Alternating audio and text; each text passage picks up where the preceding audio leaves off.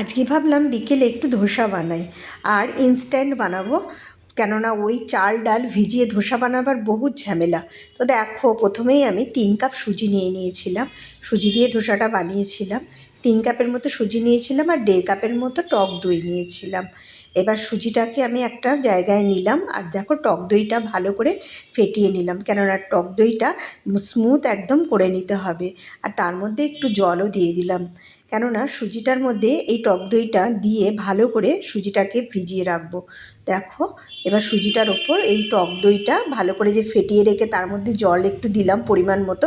এবার এটাকে আস্তে করে মেশাতে থাকতে হবে, তবে বেশি জল আগে দেবো না, মোটামুটি একটু থকথকে মানে ভেজাবার মতো। সুজি আবার একটু ফুলে বেড়ে যায়, সেই জন্য খুব বেশি পরিমাণে জল দেবো না, আবার খুব কমও দেবো না, মোটামুটি সুজিটা যেন একটু ভেজে সেরকম। আবার বেশি জল দিলে একদম টেলটেলে হয়ে গেলে সেটা আর পরে করা যাবে না। তো দেখো, এটা আমি এরকম ভিজিয়ে আর ঢাকা দিয়ে রেখে দিলাম।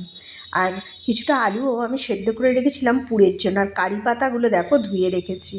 আর একটা কাঁচা আলুও নিয়েছিলাম, একটু আদা কাঁচা লঙ্কাও নিয়েছিলাম।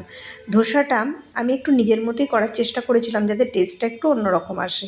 আর এদিকে দেখো আলুটা আমি ছাড়িয়ে নিলাম, আর এখানে আদাটা আছে আর কাঁচা লঙ্কা আছে। এবার আমি যে সুজি আর টক দইয়ের ব্যাটারটা গুলে রেখেছিলাম সেটা আমি মিক্সির বাটির মধ্যে খানিকটা করে নিয়ে নিলাম, কেননা এটাকে ভালো করে মিহি পেস্ট করব।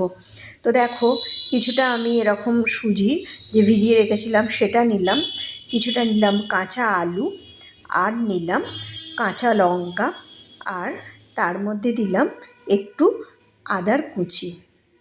সব উপকরণগুলো দিয়ে আমি এবার আরেকটু দেখো জিরেও দিলাম, কেননা ওই যে ব্যাটারটা বানাবো সেটা একটু যদি টেস্টি হয় ভালো লাগে। এবার আমি এটা মিহি একটা পেস্ট বানিয়ে নেব। আর দেখো, পুরো ব্যাটারটাই আমার এরকম মিহি পেস্ট বানানো হয়ে গেছে। এবার আমি এর মধ্যে পুরো 2 চামচ ভরে ভরে বেসন দিলাম, দিয়ে ভালো করে ব্যাটারের মধ্যে গুলিয়ে নিতে হবে। আর পুরটা বানাবার জন্য কড়াইতে তেল গরম করে কারি পাতাটা ভাজতে দিলাম, তার মধ্যে দিলাম কুচানো কাঁচা লঙ্কা। এবার দুটোকেই ভালো করে নেড়ে ছেড়ে একটু ভেজে নিলাম। কারি পাতাগুলো একটু ভালো করে ভাজতে হবে যাতে তার গন্ধটা বেরোয়। তারপর দিয়ে দিলাম সর্ষে, আর সর্ষে দেওয়া মাত্রই ভীষণ কিন্তু চড়বড় করে একেবারে। আর দেখো, আর তার মধ্যে একটু হলুদও দিলাম, আর যে আলুটা সেদ্ধ করে রেখেছিলাম সেটাও এর মধ্যে দিয়ে দিলাম, কারি পাতা সর্ষে ফোড়নের মধ্যে দিয়ে দিলাম, আর হলুদও দিয়েছিলাম একটু ফোড়নের মধ্যে। আর দেখো, সব আলু সেদ্ধটাই আমি এর মধ্যে দিয়ে দেবো। আর তারপর এর মধ্যে আমি সামান্য নুন দিয়ে দেবো, কেননা এখন আমি নুন দিইনি পুরটার মধ্যে। এবার পরিমাণ মতো নুন দিয়ে দিলাম। আর দেখো, কিছুটা চিনে বাদাম এর মধ্যে দিয়ে দিয়েছিলাম, ভাজা বাদাম এর মধ্যে দিলাম, তাহলে পুরটা খুব টেস্টি হয়। আর আমি এটা নিরামিষ করেছিলাম, কোনো পেঁয়াজ দিইনি। এবার দেখো, ব্যাটারটা যখন আমি এই ধোসাটা বানাবো তার কিছুক্ষণ আগে নুন আর দেবো খাবার সোডা, এই দুটো উপকরণ দিয়েও ভালো করে ব্যাটারটার মধ্যে মিশিয়ে দেবো, যাতে কোথাও যেন দানা দানা ভাব না থাকে। ব্যাটারটা যেন একদমই স্মুথ হয়, যত স্মুথ হবে এটা তত ঘোরাতে সুবিধা হবে।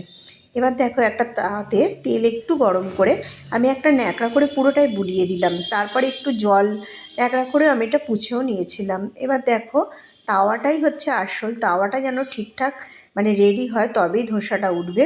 এবার দেখো, একটা হাতা আমি ব্যাটার দিয়ে এবার এটা ঘোরাতে থাকবো। এবার ঘুরিয়ে ঘুরিয়ে দেখো এটাকে রাউন্ড করব, করে তার মধ্যে ওপর থেকে একটু তেল দিয়ে দেবো। এবার সাইডে সাইডেও একটু তেল দিয়ে দেবো যাতে এটা সহজেই উঠে আসে। আর মধ্যিখানে যে আলুর পুরটা করেছিলাম সেটাও আমি এর মধ্যে দিয়ে দেবো। দেখো, আলুর পুরটা আমি এর মধ্যে দিয়ে দিলাম।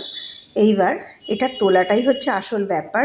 তবে ধোসাটা চট করে ওঠে না। অনেক সময় কি হয়, অনেকগুলো করতে করতে হয়তো ধোসা ওঠে, প্রথম প্রথম উঠতে চায় না। দেখো, আমার প্রথমটাই কিন্তু উঠেছে, তবে মোটামুটি হয়েছিল। তারপরে এগুলো কিন্তু খুব ভালো হয়েছিল। তারপরে দেখো, আবার ব্যাটার দিয়ে দিয়েছিলাম আর আলুটা ওর মধ্যে দিয়ে এবার আমি ধোসাটা করে নিয়েছিলাম, একটা একটা করে ধোসাগুলো বানিয়ে নিয়েছিলাম। তবে প্রথম প্রথম হয়তো একটা দুটো ধোসা একটু নষ্ট হতে পারে, কেননা এর ওঠাটাই হচ্ছে আসল। তাওয়াটা যদি ঠিকমতো রেডি না হয় না, ধোসাটা কিছুতেই উঠতে চায় না। আমারও অনেক সময় হয়নি, আবার অনেক সময় হয়েছে।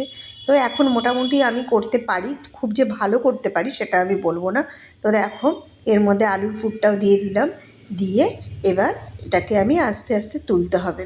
এক এক সময় এটা পুরো কামড়ে বসে যায়, কেন ওঠে না ঠিক বলতে পারবো না, তবে এক এক সময় আবার ঠিক ওঠে। দেখো আমার ধোসাটা কি সুন্দর হয়েছে, আর খুব ভালো হয়েও ছিল। আর দেখো তাওয়াটা প্রথমে গরম করে তারপর একটু তেল লাগিয়ে এটার মধ্যে জলের ছিটে দিতে হবে, তারপর একটু ভিজে ন্যাকড়া করে মুছে নিয়ে একটু ঠান্ডা করে তারপর ব্যাটারটা দিলে খুব ভালো ওঠে। তো এটা একটুখানি মানে ধোসাটা করা একটু ঝামেলার আছে অবশ্যই, তবে করতে করতে এটা অভ্যেস হয়ে যায়। আর দেখো আমার ধোসাগুলো খুব ভালো হয়েছিল।